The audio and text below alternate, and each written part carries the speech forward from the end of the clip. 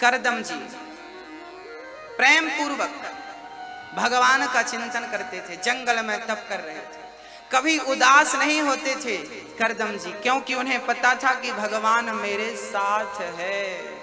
वो लोग कभी उदास नहीं होते जो मानते हैं कि ईश्वर मेरे साथ है। हाँ, वो लोग कभी उदास नहीं होते जो मानते हैं कि भगवान मेरे किस किस के साथ कन्हैया, दोनों हाथ उठाकर मस्ती के साथ कहिएगा, मत हो न मन बावरे उदास, ये सांवरा जरूर आएगा, मन में रखना विश्वास, ये सांवरा जरूर आएगा। कौन कौन विश्वास रखेगा कन्हैया पर? अच्छा बताइए, कन्हैया पर किस किस को भरोसा? हाँ, सबको है। अब हाथ नीचे करो। अब ये बताओ, आप में से चिंता, टेंशन किस किस को है? जिनको चिंता टेंशन हो हाथ उठाओ, आज मैं सबकी चिंताएं मिटा कर जाऊंगा, हाथ उठाकर बस कह दो। जिनको है हाथ उठाएं, निश्चिंत होकर उठाइए। आज आपकी चिंता ना मिटा दी तो आप सजा दीजिएगा मुझे। हाथ उठाकर बस कहना पड़ेगा कि चिंता है, मिटाइए। हाथ उठाओ जिनको चिंता है। अब आप दो तरह की बातें कर रहे हैं। एक तरफ आप कह रहे हैं कि मुझे कन्हैया पर विश्वास है, दूसरी तरफ आप कह रहे हैं कि मुझे चिंता है। यदि विश्वास है तो चिंता किस बात की है, और चिंता है तो विश्वास कैसा है? आप एक काम करिए मैया जी, अपना मुंह फुलाइए, ऐसे फुलाइए, हंसने का नहीं बोला, मुंह फुलाने का। ऐसे घर पर तो मुंह फुलाई रहती हो, यहां फुलाओ। अब ठहाका लगाइए। अब ये दोनों काम एक साथ करके दिखाओ। संभव है आपका मुंह भी फूल जाए और ठहाका भी लग जाए? कि दोनों काम एक समय में हो सकता है मैया जी, भैया जी, ओ मैया, हो सकता है? नहीं हो, या तो मुंह खोलेगा या तो ठहाका, दोनों काम एक समय में कभी नहीं हो सकता।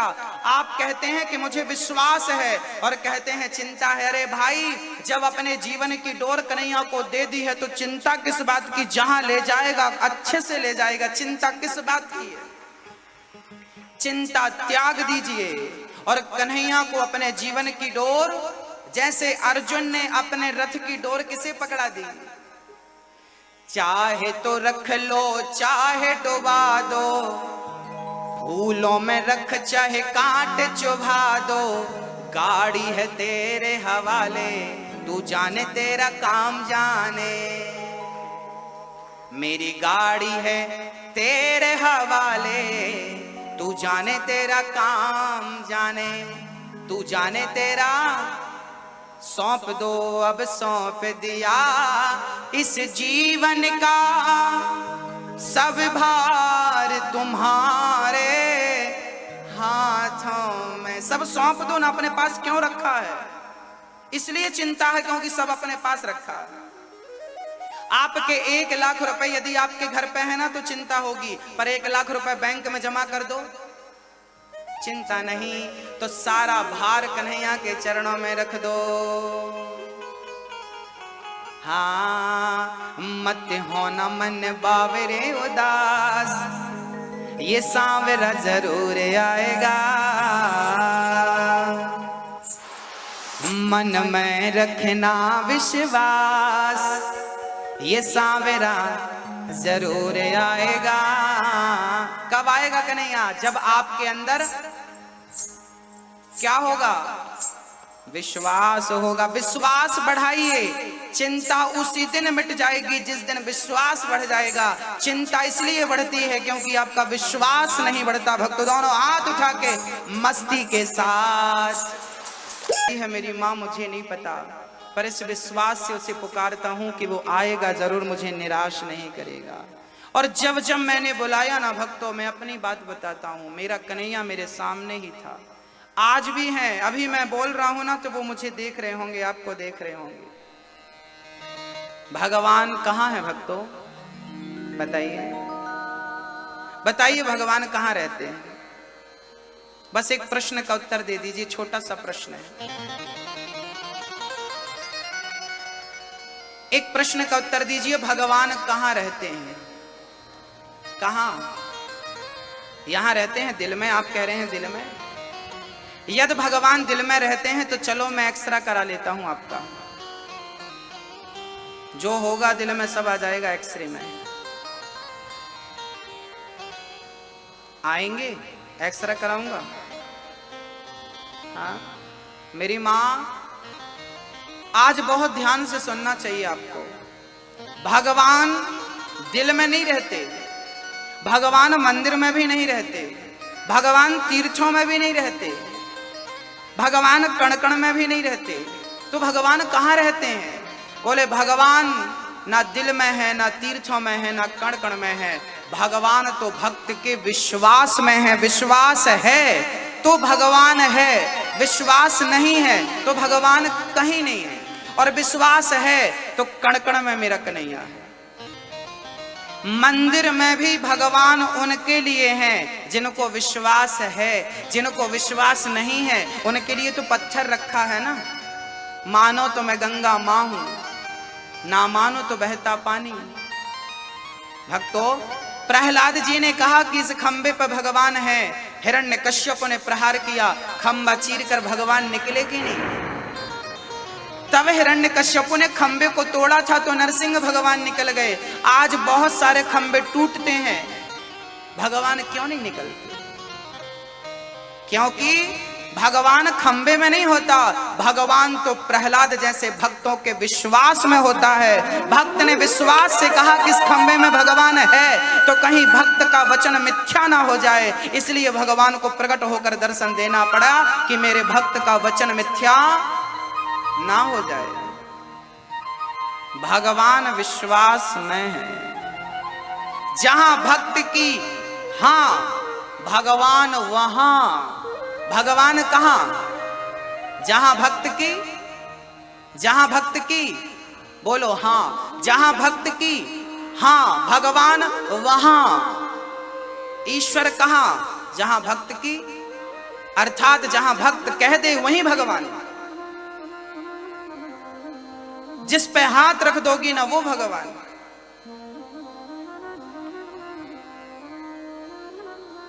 महाराष्ट्र में एक संत हुए हैं नामदेव जी। ठंडी का टाइम था, घर के आंगन में चूल्हा रख करके कुटिया पे वो अपने हाथ से रोटी बनाकर खाया करते थे। आज उन्होंने रोटी हाथों वाली बनाई और रोटी बनाकर अंदर घी की कटोरी लेने गए कि चलो घी चुपड़ के तुलसी का पत्ता डालकर भगवान को भोग लगाएंगे। और जैसे ही अंदर गए, कुत्ता बाहर से आया और रोटी मुंह पे दबा के भागा। नामदेव जी घी की कटोरी लेकर दौड़ पड़े, प्रभु जी रुक जाओ, प्रभु जी रुक जाओ, प्रभु जी रुक जाओ। किसी ने कहा वो प्रभु नहीं है, वो कुत्ता है। तब नामदेव जी ने कहा मैंने तो भगवान के लिए रोटी रखी थी, आज इस रूप में भगवान ही आकर मेरी रोटियों का भोग लगा रहे हैं। वो तुम्हारे लिए कुत्ता होगा, मेरे लिए तो उस कुत्ते में कन्हैया का दर्शन हो रहा है। नामदेव जी कुत्ते के पीछे दौड़ पड़े, कटोरी लेकर, प्रभु सूखी मत खाना, घी चुपड़ लो, प्रभु जी सूखी मत खाना, घी चुपड़ लो। अंत में भक्त की जिद थी कि ये भगवान था, उस कुत्ते से भगवान को प्रकट होकर के नामदेव भक्त को दर्शन देना पड़ा। जाकी रही भावना जैसी, प्रभु मूरत देखी तिन तैसी। आपके लिए जो पत्थर है, भक्त के लिए वही भगवान है। वो आपको पत्थर दिख रहा है पर भक्त को तो कैसे? एक महिला को मैं यहां मंच पे खड़ा करता हूं, एक महिला को मैं मंच पे खड़ा करता हूं और दो लोगों को खड़ा करता हूं, और एक होगा उस स्त्री का पुत्र और एक होगा उसका बेटा, उसका पति। अब बताइए, महिला एक है, महिला एक है। अब उसी महिला को जब बेटा देखेगा, उसी महिला को जब उस महिला का पति देखेगा, तो देखने वाले दो हो गए। वस्तु एक है पर देखने वाले दो हैं, तो दो दृष्टि हो गई कि नहीं? किसी के लिए वो पत्नी नजर आ रही है और किसी के लिए वो माँ नजर आ रही है। बस भक्तों, पत्थर किसी के लिए होगा और भक्त के लिए तो भगवान है। भक्त के लिए भगवान। किसी पुरुष की वो स्त्री है तो किसी बच्चे की वो कोई पत्नी के रूप में देखता है, कोई माँ के रूप में देखता। आप एक ही हो ना। बस ये ठाकुर मेरा कन्हैया सामने बैठा है, किसी को पीतल नजर आ रहा होगा, किसी को अष्ट धातु नजर आ रही होगी, पर सच्चे भाव से कोई भगत देखे ना तो इसमें कन्हैया की छवि, तुम्हें कन्हैया साक्षात यही तो भगवान है। विग्रह भगवान का पूर्ण स्वरूप है, आधा नहीं, आधा नहीं, आधा नहीं। मंदिर क्यों बनाए जाते हैं? भगवान को तो घर पर रहकर भी याद किया जा सकता है, भगवान तो कण कण में है। फिर भगवान को याद करने के लिए मंदिर ही क्यों? हाँ, ये प्रश्न खड़ा हो सकता है किसी के दिल दिमाग में, मंदिर क्यों होते हैं?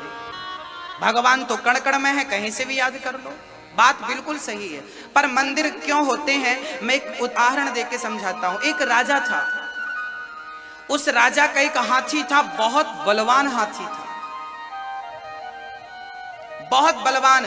वो हाथी युद्ध में खड़ा हो जाता था तो राजा उस युद्ध को जीत ही जाते थे, हाथी के बल पर, इतना बलवान हाथी था। एक दिन हाथी जंगल से गुजर रहा था कि वो हाथी दलदल में जाकर धंस गया। हाथी जितना प्रयास करता वो धंसता जाता, जमीन पे धंसता जाता। राजा को खबर लगी कि आपका हाथी दलदल में धंस गया। राजा ने बड़े प्रयास किए, खुदाई करवाई, सब कराई, पर हाथी निकला नहीं। राजा हार कर गुरु के पास गए, गुरु जी मैं अपने हाथी को खोना नहीं चाहता, बताइए मेरा हाथी कैसे बचेगा? तब गुरु जी ने कहा कि इस हाथी को युद्ध बड़ा प्रिय है, ऐसा माहौल बनवाओ कि हाथी को लगे कि युद्ध की तैयारियां चल रही। अब राजा ने वैसे ही माहौल बनवाया, आसपास बाजे बजवाए और क्या क्या शंख नगाड़े, जो जो युद्ध में होता था पूरा युद्ध का वातावरण बनाया गया।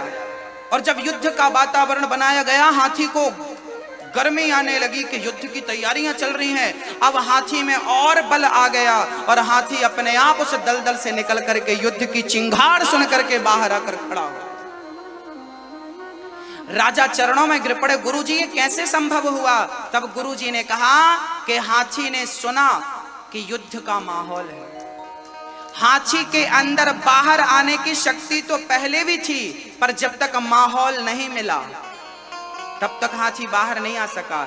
ऐसे ही जैसे हाथी को दलदल से बाहर लाने के लिए माहौल युद्ध का बनाना पड़ा, ऐसे भक्त को भगवान तक पहुंचाने के लिए मंदिर तीर्थ यात्रा एक माहौल है, भक्ति का वातावरण बनाने के लिए। ये एक माहौल बनता है मंदिर में, ईश्वर को प्राप्त करने के लिए मन केंद्रित होता है, माहौल बनाया जाता है। जो माहौल मंदिर में होता है वो घर पे आप बनाना चाहें बड़ा मुश्किल है।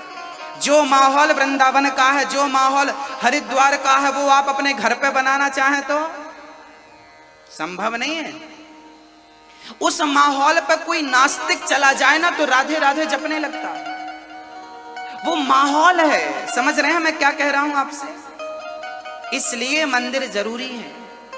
भाई हवा तो सब जगह होती है, गर्मी जब लगती है ना तो हवा सब जगह होती है, पर पंखे के सामने हवा ज्यादा होती है, कूलर के सामने हवा ज्यादा होती है। ऐसे भगवान तो कण कण में होता है, पर मंदिरों में भगवान ज्यादा होता है। जैसे पंखे के सामने हवा ज्यादा है, शांति वहीं मिलती है पंखे के सामने। इसलिए मंदिर का जाना आवश्यक है, वहां ईश्वर की अनुभूति है। तीर्थों में परमात्मा की अनुभूति है, इसलिए तीर्थ है, इसलिए मंदिर है, इसलिए हमें जाना चाहिए।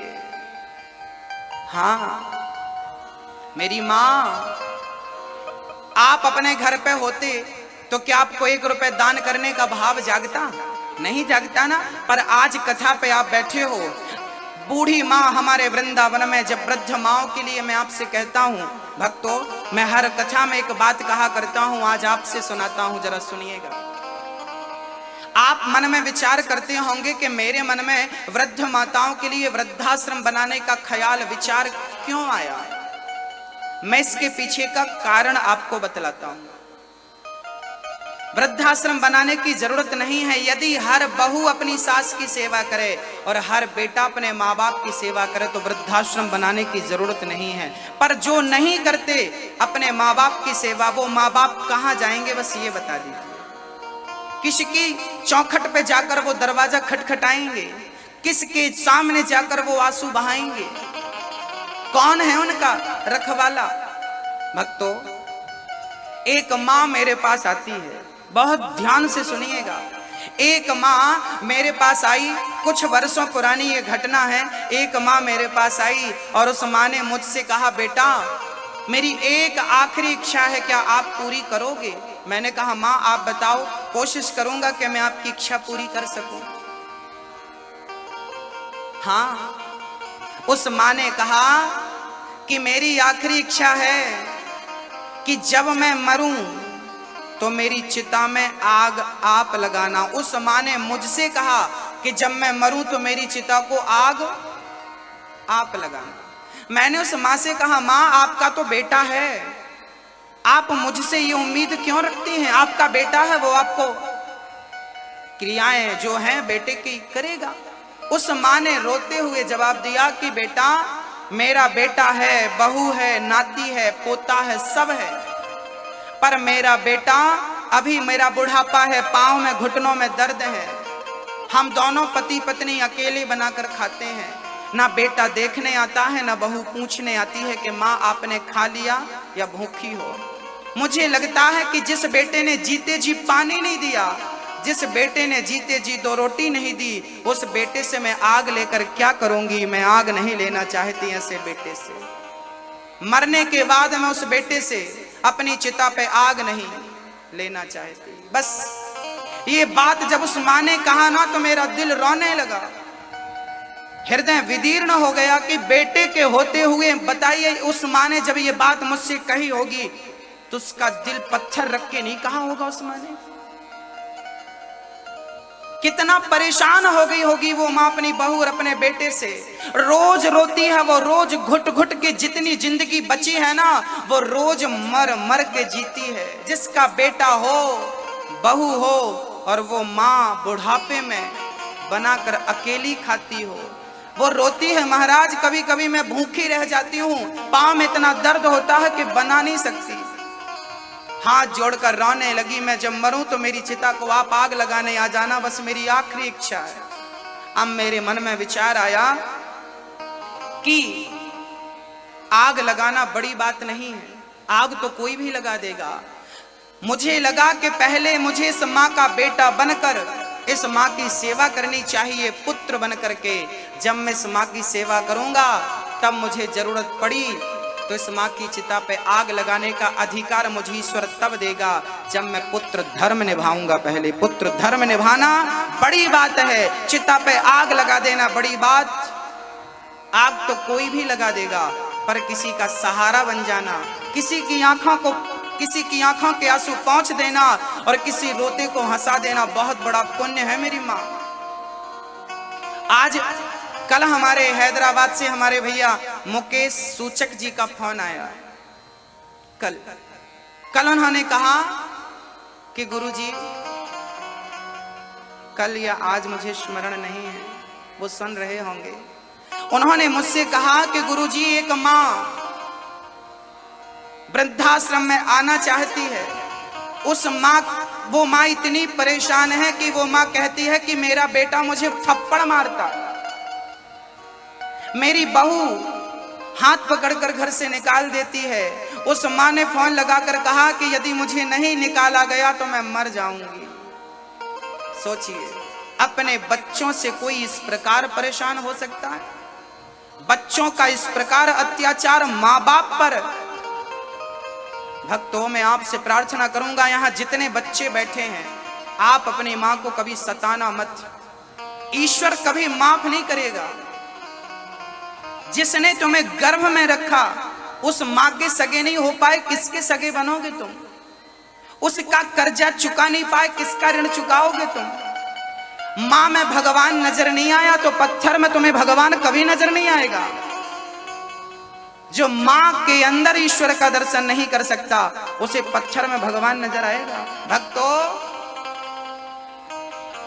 आपसे मेरी प्रार्थना है, जब मेरे उस मां का फोन आया कि मेरी बहू मेरा बेटा मुझे मारता है, बड़ा अत्याचार करता है, मुझे जल्दी ले चलो। भक्तों, वृंदावन में अभी आश्रम बनने में थोड़ी सी देर है, पर मैंने उस माँ से कहा कि माँ आप आ जाओ, मैं आपके लिए टेम्परेरी एक कमरा बनवा देता हूँ और आपकी सारी व्यवस्थाएं वहां कर दूंगा, आप आओ, आत्महत्या मत करना। ये बेटा जब तक है जिंदा आपके लिए भीख मांगना पड़े मैं मांग लूंगा, पर अपनी माओ को रोता हुआ कैसे देखते हैं। भक्तों, इन तमाम माताओं के लिए मैं आपसे अपेक्षा करता हूं कि आप सहयोग करेंगे और वृंदावन में जो आश्रम बन रहा है उसका कार्य और तेजी से आगे बढ़े, उसके लिए आपको सहयोग करना पड़ेगा।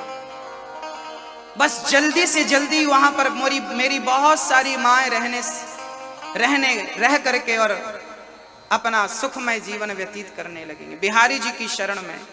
यदि आपको लगता है कि आपको इस कार्य से जुड़ना चाहिए तो आप जुड़िए, एक माँ का सहारा बनिए, एक माँ को गोद लीजिए। मात्र 21,000 का सहयोग देकर आप एक माँ को आजीवन भोजन की व्यवस्था कर सकते हैं। मात्र 21,000 देकर आप हमारे मेंबर्स बन सकते हैं। इसी बहाने वृंदावन से जुड़ सकते हैं, आना जाना बना रहेगा और आपका दिया 21,000 मैं बैंक में जमा कर दूंगा। उसी से मेरी एक माँ आपका दिया हुआ 21,000 उस माँ को रोटी बन करके उसकी थाली में पहुंचता रहेगा। आप किसी माँ को भरपेट रोटी दे सकेंगे। पिंडदान करते हैं ना, कहते हैं पितृपक्ष में अन्नदान करने का बड़ा महत्व होता है। आप इन वृद्ध माताओं के लिए एक रोटी दे सकते हैं। इन माओं के लिए आप भरपेट भोजन, एक माँ को भरपेट भोजन आप मात्र 21,000 रुपए के सहयोग से दे सकते हैं। यदि ईश्वर ने सामर्थ्यता दी है तो सहयोग करिए, और सामर्थ्यता नहीं दी तो भगवान से प्रार्थना करिए कि हे प्रभु मुझे इसे योग्य बनाओ कि मैं बूढ़ी माओं की सेवा कर सकूं। भगवान तुम्हें योग्य जरूर बनाएगा। कुछ भक्तों ने सहयोग दिया है। हमारे श्री शैलेंद्र सीमा साहू भोपाल से हैं, आप श्री मंच पे आवें, आपका स्वागत है। शैलेंद्र सीमा साहू, आपने एक माँ को गोद लिया है। जोरदार तालियां हमारे भैया श्री शैलेंद्र और सीमा जी के लिए। साथ में अजय सुधा सिंह राजपूत, आप भोपाल से हैं। अजय सुधा सिंह राजपूत, आप श्री भी मंच पे आवें। आप भी एक माँ को आजीवन भोजन की व्यवस्था कर रहे हैं, भरपेट भोजन दे रहे हैं। भगवान आपके घर में कभी अन्न की कमी ना करें, आपके बच्चे धन धान्य से परिपूर्ण बने रहें, अन्न पूर्णा की कृपा बरसती रहे। श्री संतोष कुमार बावरिया जी, आप श्री भी मंच पे आवें और अपना प्रमाण पत्र प्राप्त करें। आजीवन सदस्यता आपने स्वीकार की है और साथ ही वृद्ध माओं को भोजन के लिए आपने आजीवन सहयोग किया है। वो जहां है प्रेम पूर्वक श्रवण करिएगा। करदम जी महाराज की पत्नी देवहूति, करदम जी ने कामक विमान की रचना की। कहा जाता है कि करदम जी तप में बैठे थे, उनका विवाह जब हुआ, विवाह के तुरंत बाद करदम जी तप में बैठ गए। तपस्या करते करते 40 वर्ष बीत गए, करदम जी का ध्यान नहीं खुला।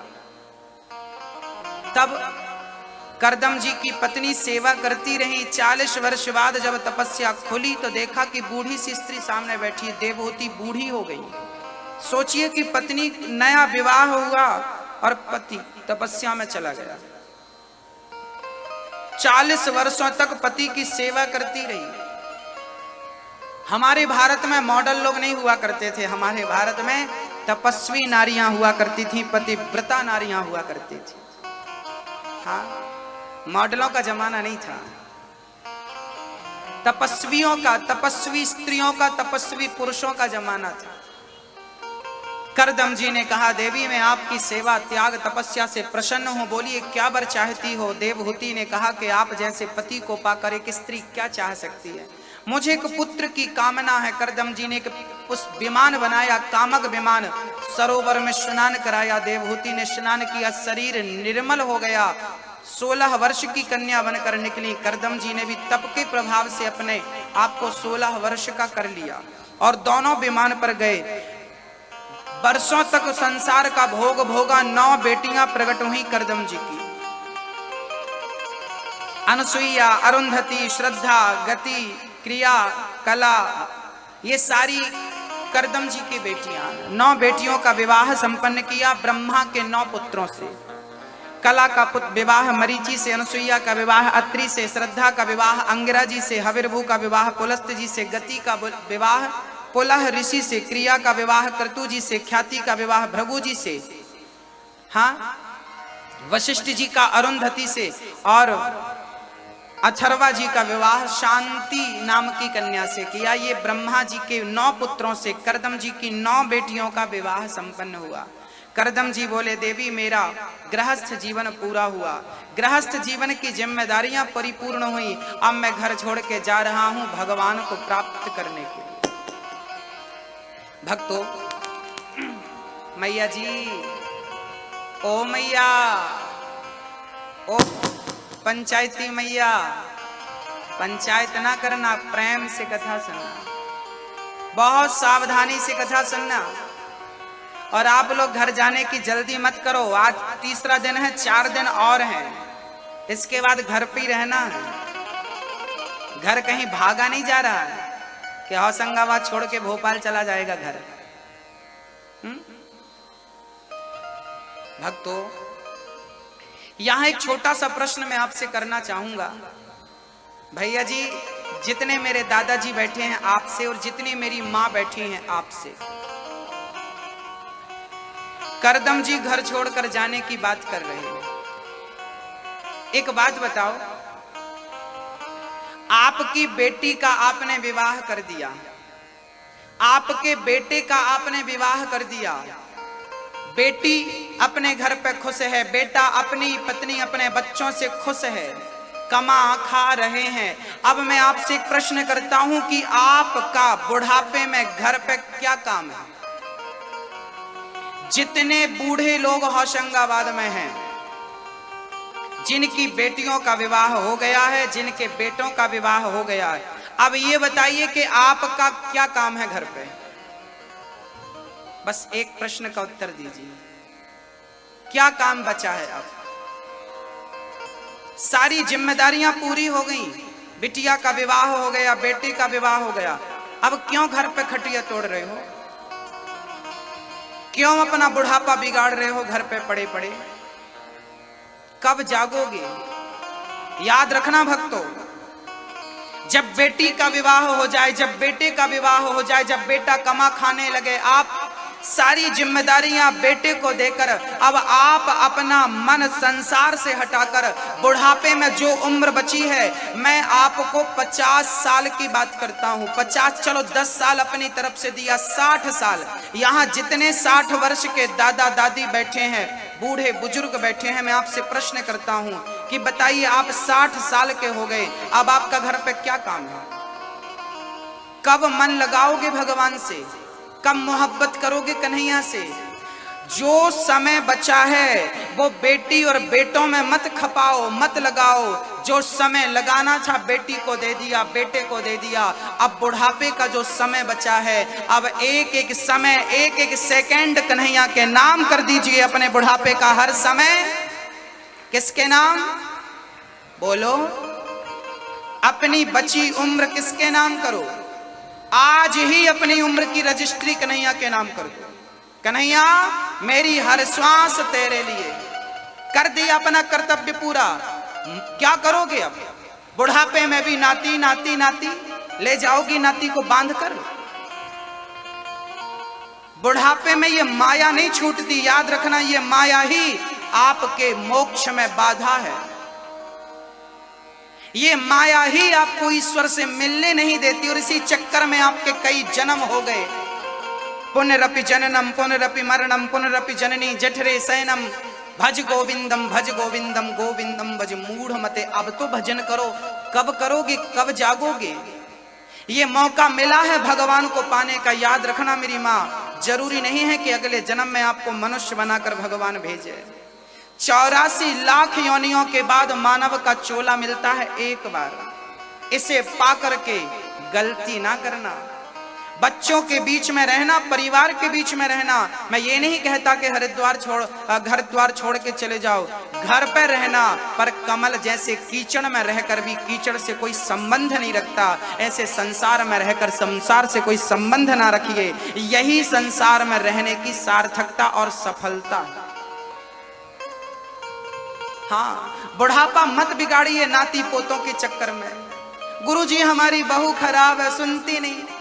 तुम भी तो नहीं सुनती, बुढ़ापा आ गया कहते राम राम जपा करो, कहां सुन रही हो तुम?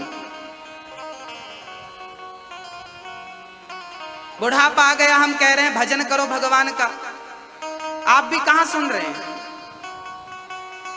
खा रहे हैं नाती पोतों के लात, अच्छा लगता है, खाओ, गति बिगाड़ लो अपनी इन्हीं के चक्कर में, इसलिए तो आए हो। याद रखना भक्तों, पता नहीं आप कितनी गंभीरता से सुन रहे हैं, पर मैं गंभीरता से कह रहा हूं कि ये अवसर मानव का तन ही ईश्वर तक पहुंचा सकता है। 84 लाख योनियां हैं, कुत्ते के शरीर से भगवान को नहीं पाया जा सकता, शेर हाथी के शरीर से भगवान को नहीं पाया जा सकता, चींटी मकड़ी पतंगे के शरीर से भगवान को नहीं पाया जा सकता। केवल मानव के मनुष्य के तन से ही गोविंद को प्राप्त किया जा सकता। और मानव का तन पाकर आपने नहीं पाया तो समझना कि एक मौका आपने गवा दिया। और याद रखना मेरी माँ, नाती पोता तो हर जन्म में मिलेगा, पता नहीं ये अवसर, ये बुद्धि, ये विवेक, ये सत्संग फिर मिलता है कि नहीं। पाकिस्तान में पैदा हो जाते हैं ना तो मांस खाते रहते, बकरा खाते रहते। भारत में पैदा किया है नर्मदा के तट पे कन्हैया ने, कुछ सोच समझ कर पैदा किया होगा कि जाओ हम तुम्हें मानव का तन दे रहे हैं। भारत में जितने मनुष्य हैं सब तपस्वी मनुष्य हैं, क्योंकि दुनिया के किसी कोने में गंगा नहीं बहती, किसी कोने में नर्मदा नहीं बहती, केवल भारत की भूमि में गंगा नर्मदा सरस्वती बहती है। भक्तों, बड़भागी है नर्मदा के तटवासी, बड़भागी है गंगा और यमुना और सरस्वती के तटवासी। हाँ, अमेरिका का आदमी भी पिंडदान करने आता है गया जी। भगवान ने 24 अवतार धारण किए, 24 में एक भी अवतार अमेरिका में नहीं लिया, एक भी अवतार भगवान ने जापान, लंदन, पेरिस में नहीं लिया, सारे अवतार भगवान ने भारत में लिए। प्रश्न खड़ा हो गया, प्रभु आपके इतने अवतार, एक अवतार अमेरिका में ले लिया होता, एक अवतार भारत में ले लिया होता, एक अवतार आप जापान में ले लेते, सारे अवतार भारत में क्यों? तब भगवान ने कहा कि भारत ही एक ऐसी भूमि है, भारत की भूमि को ही मां कहकर बुलाया जाता है। दुनिया की किसी धरती को, किसी भूमि को मां कहकर संबोधित नहीं किया जाता, हम लोग ही भारत को मां कहकर संबोधित करते हैं। भारत माता की, ये भारत मां है। और राम ने कहा कि जहां मां होगी वहीं तो राम और कृष्ण जैसा बेटा होगा। राम कृष्ण जैसा बेटा भी भारत की भूमि में, भारत की गोद में खेलता है। बड़भागी हैं आप लोग जो भारतवासी हैं। भगवान ने तुम्हें हिंदू बनाया है, ये बड़े सौभाग्य की बात है। भगवान के घर से जैसे आए थे वैसे ही हो, काटा पीटी नहीं हुई। हाँ, वैसे ही हो आप, बिल्कुल सेफ। धन्य है, बड़भागी हैं आप लोग। आज विदेश के लोग आते हैं और आकर के ना हिंदू बन जाते हैं, तुलसी की माला पहनती हैं विदेश की माताएं। आप लोगों को चंदन लगाने में लज्जा आती है, विदेशी आती हैं कभी वृंदावन आना, वहां के हरे राम हरे कृष्ण मंदिर में आना, वहां विदेशी लोग, गोरी स्त्रियां, गोरे पुरुष, इंग्लैंड के लोग आते हैं और जपते हैं हरे राम राम राम हरे हरे, हरे कृष्णा कृष्ण कृष्ण हरे हरे। उनसे हिंदी नहीं आती ना, वो सही उच्चारण नहीं कर पाते। हरे राम वो शुद्ध नहीं बोलते, तो क्या बोलते हैं? हरे राम राम राम हरे हरे, हरे कृष्णा कृष्ण कृष्ण हरे हरे। आज विदेशी आते हैं, आकर हिंदू बन जाते हैं और राम नाम की जपते माला भक्ति में रम जाते हैं। धरा ये जिस पर घूम रही, हम उसी केंद्र के बिंदु हैं। गर्व से कहो हम हिंदू हैं, हम हिंदू हैं, हम हिंदू।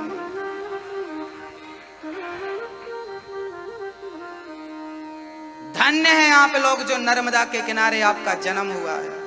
धन्य हैं आप लोग जो नर्मदा का स्नान करने का आपको सौभाग्य मिला है। भक्तों, खुश नसीब हैं आप लोग। इसलिए अपने सौभाग्य को पहचानिए, अपने आप को पहचानिए, अपने धर्म को पहचानिए और मानव के तन को पहचान कर अपना कल्याण कर लीजिए। कल्याण करने का साधन मिला है, गवाइए मत। उठ जाग मुसाफिर भोर भई, अब रैन कहाँ तू सोवत है। जो सोवत है वो खोवत है, जो जागत है वो पावत। जागिए, बुढ़ापे में ममता त्यागिए। श्री करदम जी घर छोड़कर चले गए माँ देवहूति को, और देवहूति ने कहा एक पुत्र तो दीजिए। करदम जी रुक गए। देवहूति के गर्भ से एक सुंदर पुत्र हुआ, नाम रखा कपिल। 24 अवतारों में भगवान कपिल का स्थान है। कपिल भगवान ने सांख्य शास्त्र की शिक्षा देने के लिए अवतार धारण किया। माँ देवहूति हाथ जोड़कर प्रश्न करती हैं, निर्विण्णाम नितराम भूमन सदिन्द्रिय दर्शनात् येन संभाव्य मानेन प्रपन्नान्धम तमः प्रभु। निर्विण्णाम नितराम भूमन, हाँ निर्विण्णाम नितराम। माँ देवहूति कहती हैं, हे प्रभु मेरी इन दुष्ट इंद्रियों की विषय लालसा से मैं ऊब गई हूँ। इनकी इच्छाएं पूरी करते करते मेरी इच्छाएं अभी तक पूरी नहीं हुई। क्या करूं मैं कि मेरी इच्छाएं कामनाएं पूरी हो जाएं। कपिल भगवान ने कहा, माँ इन इंद्रियों की इच्छाएं पूरी करते करते आपके कई जन्म पूरे हो जाएंगे, पर इंद्रियों की इच्छाएं पूरी नहीं होंगी। भक्तों एक बात ध्यान से सुनिएगा, एक होती है जरूरत, एक होती है इच्छा। जरूरत पूरी हो सकती है। मैया जी, ओ मेरी माँ, समझ आ रही है ना आपको? मेरी भाषा समझ आ रही है ना आप लोगों को? कोई प्रॉब्लम तो नहीं हो रही समझने में? हाँ मैया जी, बस ऐसे ही मुस्कुराती रहो और मुस्कुराते हुए कथा सुनते रहो, मुझे बड़ा अच्छा लगेगा। हाथों पर मुस्कान बनाए रखिएगा और प्रेम से कथा की गंगा की डुबकी लगाते रहिएगा। कपिल भगवान ने कहा, मां देवहूति इंद्रियों की इच्छाएं पूरी करते करते जीवन पूरा हो गया। एक होती है इच्छा, एक होती है जरूरत। जरूरत किस चीज की होती है हमें? रोटी, कपड़ा और मकान और शिक्षा, ये हमारी क्या है? बोलो मेरी माँ, ये क्या है हमारी? भैया जी, ओ भैया, ओ ताऊ,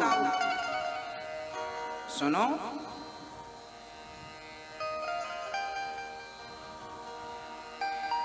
हमारी जरूरतें क्या हैं? रोटी, कपड़ा, मकान और शिक्षा, ये क्या है हमारी? ये हमारी जरूरत है। जरूरत पूरी हो सकती है, परंतु एक होती है इच्छा। उस इच्छा की पूर्ति में आप मरने वाले हैं और भगवान कहें कि चलो मैं तुम्हें 100 वर्ष की उम्र और देता हूं, तो क्या उन 100 सालों में आप अपनी इच्छाएं पूरी कर सकते हैं? फिर मौत आ जाए, फिर भगवान कहे कि मैं तुम्हें 100 साल और देता हूं, तो क्या आप उन 100 साल में अपनी इच्छाएं पूरी कर सकते हैं? बोलो मेरी माँ, जरूरतें पूरी हो सकती हैं, इच्छाएं पूरी कभी नहीं हो सकती। इसलिए जरूरत के हिसाब से जीवन जीना चाहिए, इच्छाओं के मुताबिक जिंदगी कभी नहीं जीनी चाहिए।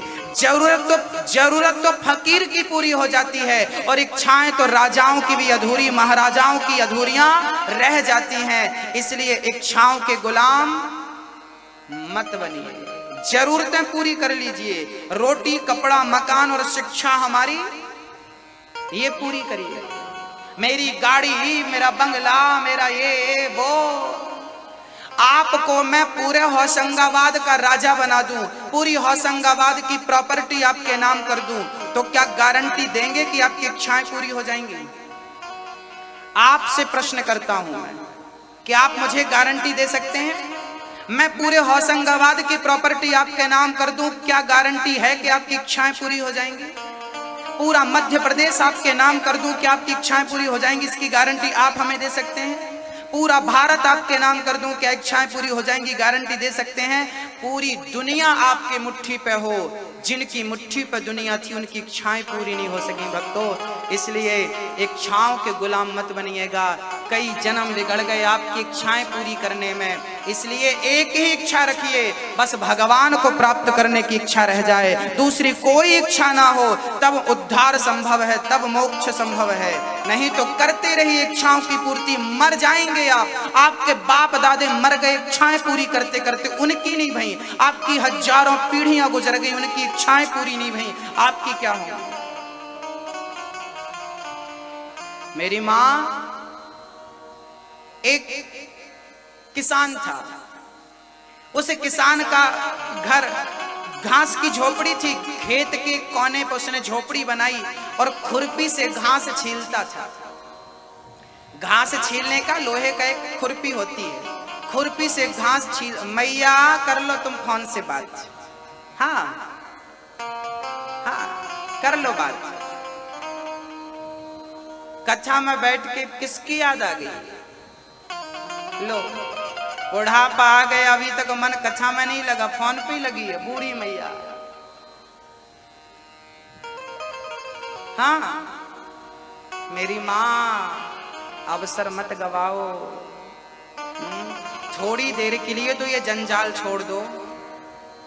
हाँ थोड़ी देर के लिए तो मन हटा दो बेटा बहू घर परिवार से। हाँ एक दिन छोड़ना पड़ेगा सदा के लिए। यहाँ तो बैठ के फोन भी कर पा रही हो, बहू कैसी हो, हम कक्षा से लेट आएंगे बना के रखना। हाँ यहाँ से तो फोन से कह पा रही हो मेरी माँ भैया जी एक दिन वहां जाओगे जहां से ना कोई चिट्ठी होगी ना कोई फोन होगा। हाँ चिट्ठी न कोई संदेश, जाने वो कौन सा देश जहां तुम चले गए। एक आह भरी होगी हमने न सुनी होगी, जाते जाते उसने आवाज तो दी होगी। उस वक्त कहाँ थे हम, हर वक्त यही है गम जहाँ तुम चले गए। एक दिन ऐसी जगह जाओगे ना चिट्ठी ना। चलिए कथा सुनते। हाँ भक्तों, एक किसान था, उसकी झोपड़ी खेत पर थी, खुरपी से घास छीलता था, भगवान से प्रार्थना करता था विधाता मुझे इतना देना कि पेट भर रोटी खाता रहूं, शरीर में कपड़े पहनता रहूं, ज्यादा कुछ नहीं चाहिए। एक दिन वो घास छीलता रहा, अचानक उसकी खुरपी जमीन में गड़ गई और मिट्टी निकली तो नीचे सोने का घड़ा नजर आया। उसने मिट्टी हटाई, सोने के घड़े पर ढेर सारी स्वर्ण की मुद्राएं थी। अब तो किसान सारा सोना उठा उठा के अपनी कुटिया पे भरता रहा। कुटिया इतना सोना भरा, इतना सोना भरा कि उसकी पूरी कुटिया सोने से भर गई। कुटिया सोने से भर गई पर मन का कोना अभी भी खाली था। घर सोने से भर गया पर मन का कोना अभी और समेट रहा है। सोचिए, मैं आपसे प्रश्न करता हूं कि आपके पास जितना है क्या आपका उतने से मन भरा? नहीं ना, कोना खाली है। याद रखना, आपकी तिजोरियां पैसों से भर गईं, आपकी तिजोरियां सोना चांदी से भर गईं, तिजोरियां भर गईं, क्या मन भरा है? बस ये बता दो, क्या मन भरा है? बोलो मेरी माँ। मन भर लीजिए। मन सोने से किसी का भरा ही नहीं, तिजोरियों में भर लो। मन तो केवल राम को चाहता है, कृष्ण को चाहता है। बस माँ देवहूति चरणों में गिर पड़ी, प्रभु मेरा कल्याण करो। तब कपिल भगवान ने कहा, तितिक्षवः कारुणिकाः सुहृदः सर्वदेहिनां अजात शत्रवः शांता साधवः साधु भूषण। मैया जी आपके आभूषण क्या है? क्या है? स्त्री का आभूषण क्या है? पुरुष का आभूषण क्या है? कम आभूषण क्या है हमारा? स्त्री का आभूषण है सहनशीलता। पुरुष का आभूषण क्या है? सहनशीलता। हमारी शोभा अंगूठी से, सोने की चैन से, सोना चांदी कपड़ों से हमारी शोभा नहीं है भक्तों, हमारी सहनशीलता ही हमारा स्वभाव और हमारे संस्कार ही तो हमारी पहचान है। यही तो हमारे आभूषण है। तितिक्षवः कारुणिकाः, हमें सहनशील होना चाहिए। हमारा आभूषण क्या है मेरी माँ? एक स्त्री सोने से लदी हो, सोने से भरी हो, पर उसके अंदर सहनशीलता ना हो, दया ना हो, करुणा ना हो, प्रेम ना हो, तो क्या उसकी शोभा होगी? मेरी माँ आपकी पहचान, आपकी शोभा सहनशीलता। इसलिए आभूषण कौन सा? तितिक्षवः, सहनशीलता। कपिल भगवान ने कहा माँ हर स्त्री को, हर पुरुष को सहनशील होना चाहिए, हर व्यक्ति को सहनशील बनना चाहिए।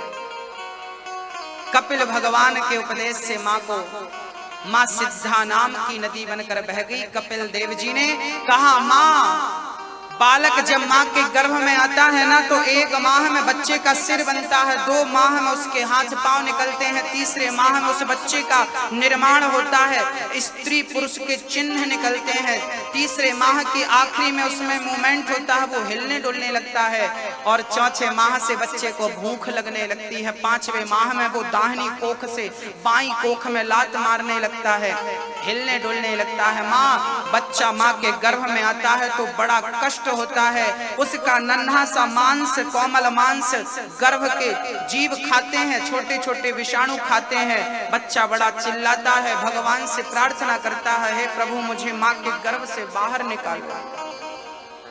जब आप माँ के गर्भ में थे ना तो आप अपनी माँ से प्रार्थना, अपने भगवान से प्रार्थना करते थे प्रभु मुझे इस गड्ढे से निकालो।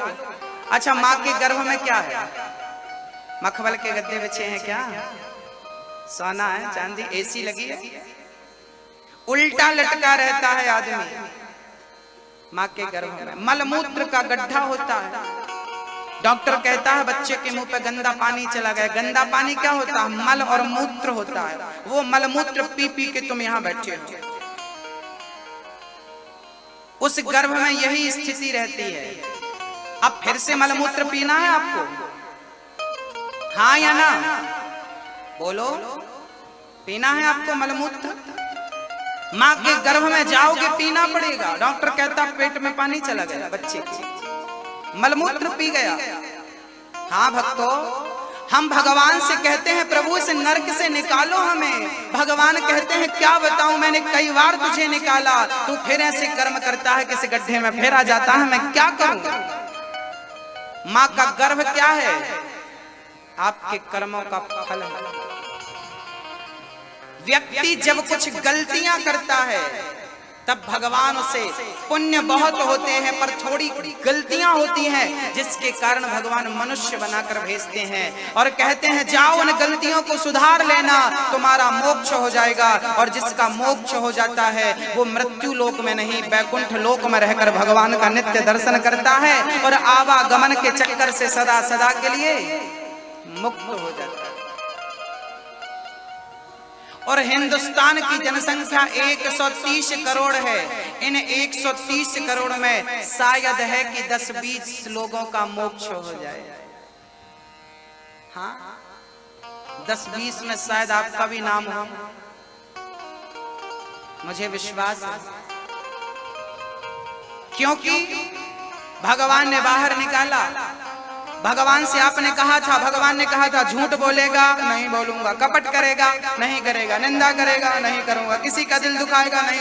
भगवान बोले यदि तूने इन बातों का ख्याल रखा तो फिर तुझे जन्म गर्भ में लेना, फिर तुझे गर्भ में आना नहीं पड़ेगा, तेरा उद्धार हो जाएगा। पर भगवान की बातें बचपन में तो याद रहती हैं, जैसे ही बड़ा हुआ धीरे धीरे माया ऐसी लपटाती है कि सब कुछ भूल जाता है और फिर 84 के चक्कर में उलझ जाता है।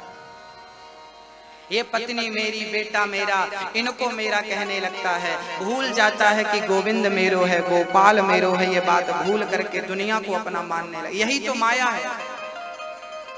हाँ, क्या बताऊं भक्तों, बड़ी प्रबल है। मम माया दुरतया। सुखदेव भगवान कहते हैं, राजन मां सिद्धा नाम की नदी बनकर बह गई। कपिल देव जी ने आचमन किया, सीधा गंगा सागर चले गए। आज भी कपिल भगवान गंगा सागर में बैठे हैं। बाकी तीर्थ बार बार, गंगा सागर एक बार। क्यों एक बार? कपिल देव जी जंगल में गए ध्यान लगाने, संसार के लोग पहुंच गए, गुरु जी हमें बेटा घर से चला गया है, शादी वादी हो नहीं रही है, जरा कृपा करो।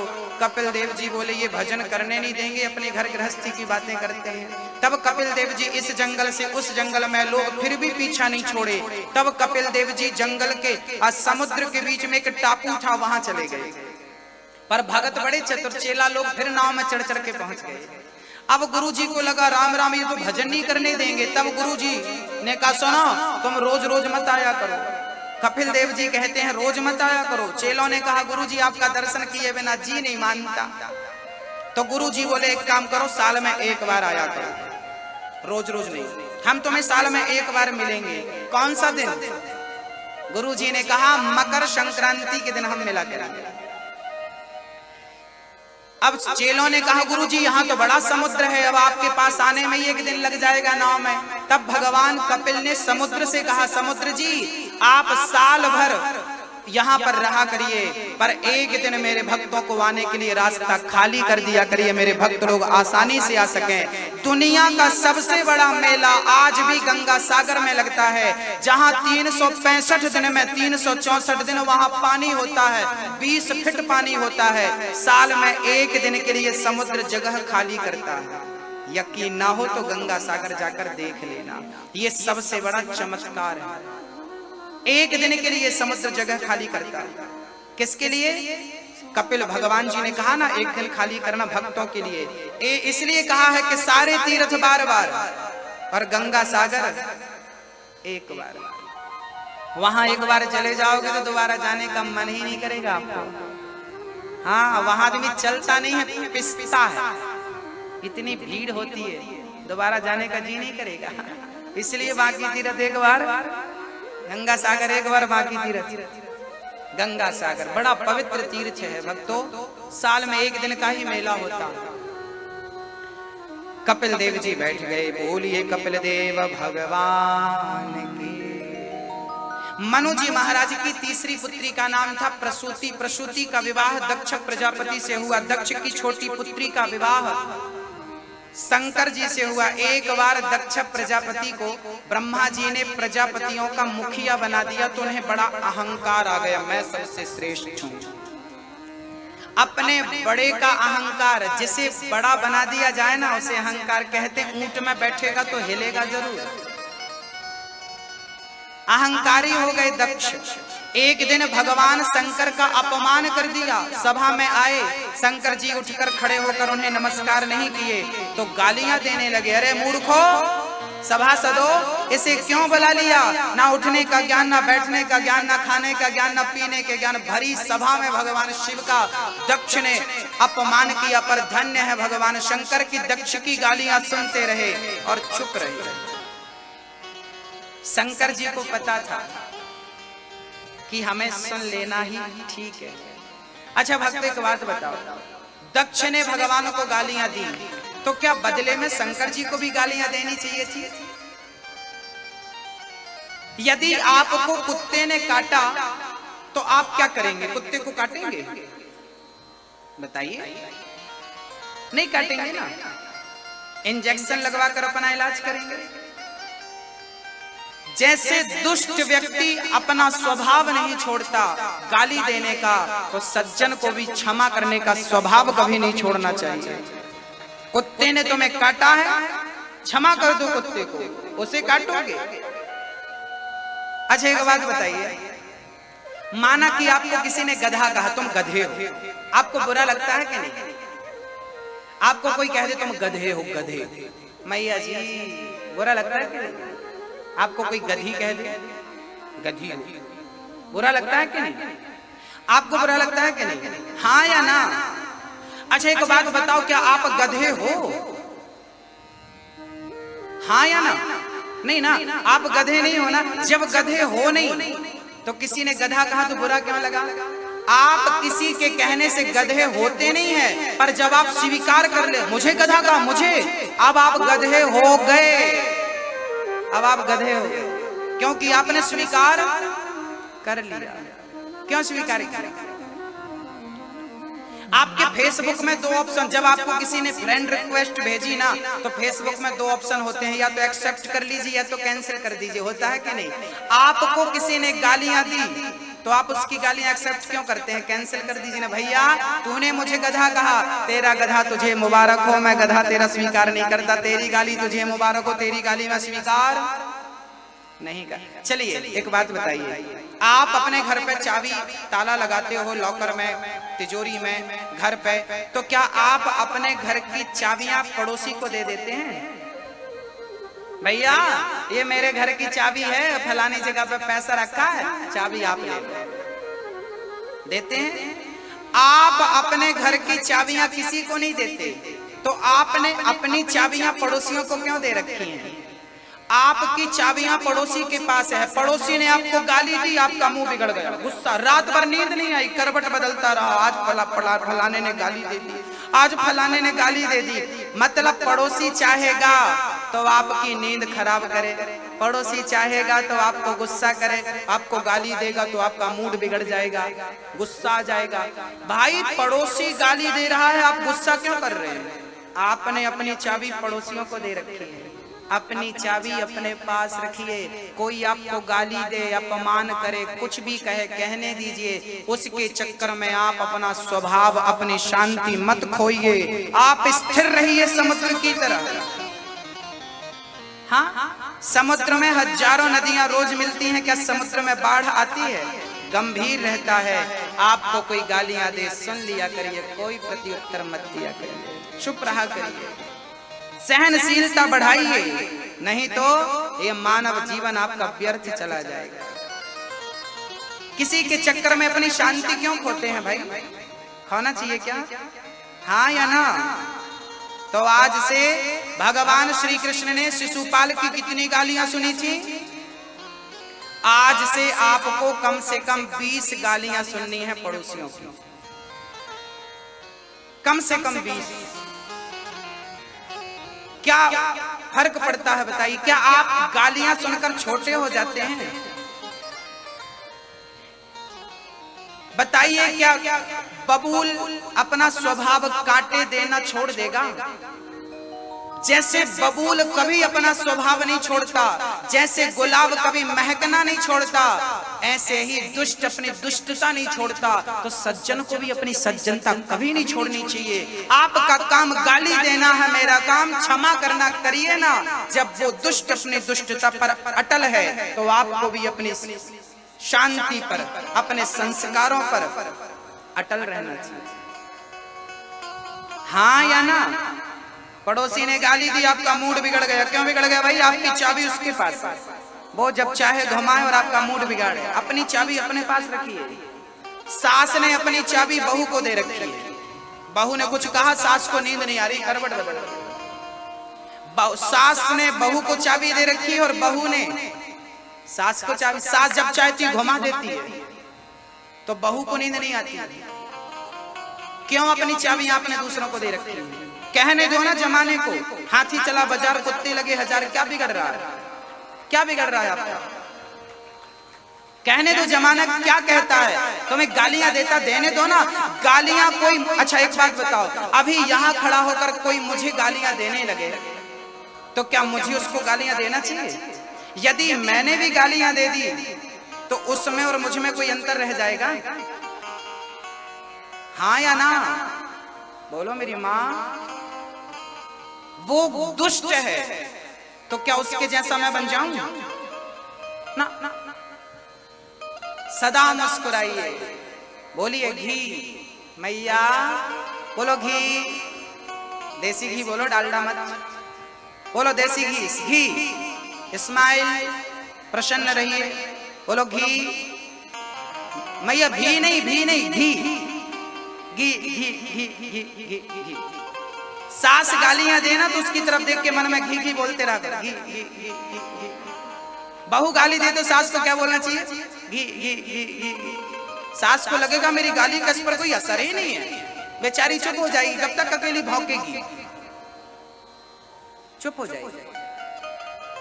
किसी की गालियों का आप पर कोई असर ना हो, मैं ये चाहता हूं।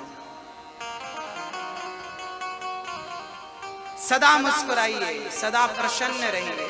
एक मैया वृंदावन गई, वहां से ठाकुर जी कन्हैया जी को खरीदने लगी। भैया जरा वो कन्हैया जी दिखाना, वो बाजू वाले दिखाना, बाजू वाले। क्यों? ये क्यों नहीं? और मैया बोली वो बाजू वालों की स्माइल ज्यादा है ना। एक भक्त भगवान को खरीदता है ना, तो कौन सा भगवान? जिनकी स्माइल अच्छी हो। सोचिए, आपको हंसता मुस्कुराता भगवान अच्छा लगता है, तो भगवान को भी हंसता मुस्कुराता भगत बहुत अच्छा लगता है। इसलिए हंसते मुस्कुराते रहा